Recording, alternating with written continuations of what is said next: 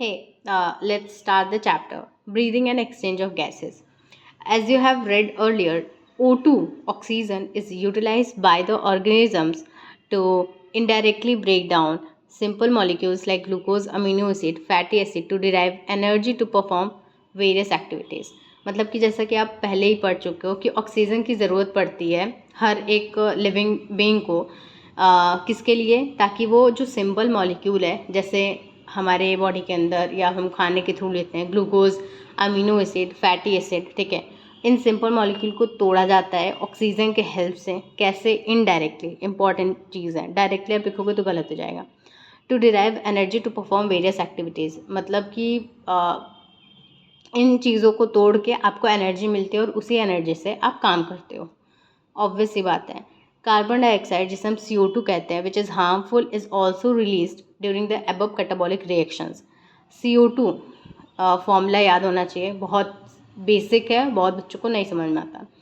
तो carbon dioxide बहुत ही harmful होता है जो इस रेस्पिरेशन के प्रोसेस में निकलता है. कैटाबॉलिक मतलब होता है ऐसा प्रोसेस जिसमें डिस्ट्रक्शन हो रहा हो. फॉर एग्जांपल जैसे ग्लूकोज है तो ग्लूकोज का फॉर्मूला होता है C6H12O6. अब इसमें ऑक्सीजन अगर मारते हैं, ठीक है, मतलब ऑक्सीडेशन होता है अगर ग्लूकोज का, तो ग्लूकोज टूट जाता है सिंपल और स्ट्रक्चर में CO2 और H2O में. तो यहाँ पे देख सकते हैं कि टूट रहा है, तो दैट इज़ कैटाबॉलिक रिएक्शन. ठीक है, तो ये क्या है? कैटाबॉलिक रिएक्शन है. अभी आगे पढ़ेंगे कुछ और इम्पॉर्टेंट चीज़ें, but for now catabolic reaction. It is therefore evident that oxygen has to be continuously provided to the cells and CO2 produced by the cell have to be released out. इसीलिए क्या होता है कि oxygen को लगातार आपके sales में देने रहता होता है और जो CO2 जो सेल रिलीज़ कर रहा है उसको बाहर निकालना होता है, क्योंकि CO2 बहुत ही बॉडी के लिए और सेल्स के लिए हार्मफुल होता है. This process of exchange of O2 from atmosphere with CO2 produced by the cell by the cells is called breathing. तो ब्रीदिंग क्या है? सिंपली कि एटमॉस्फेयर में जो एटमॉस्फेयर में जो ऑक्सीजन है उसे लेना और हमारे सेल जो CO2 प्रोड्यूस कर रहे हैं उसे बाहर देना, that is breathing.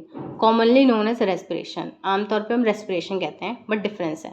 Place your hands on your chest. You can feel the chest moving up and down. You know that it is due to breathing.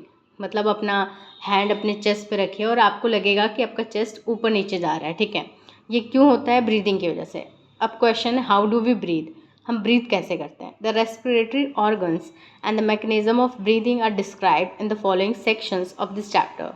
मतलब किन ऑर्गन के थ्रू हम रेस्पायर करते हैं और क्या मैकेनिज्म है, क्या प्रोसेसेस हैं, ये सारी चीज़ें हम चैप्टर के अलग सेक्शन में पढ़ेंगे.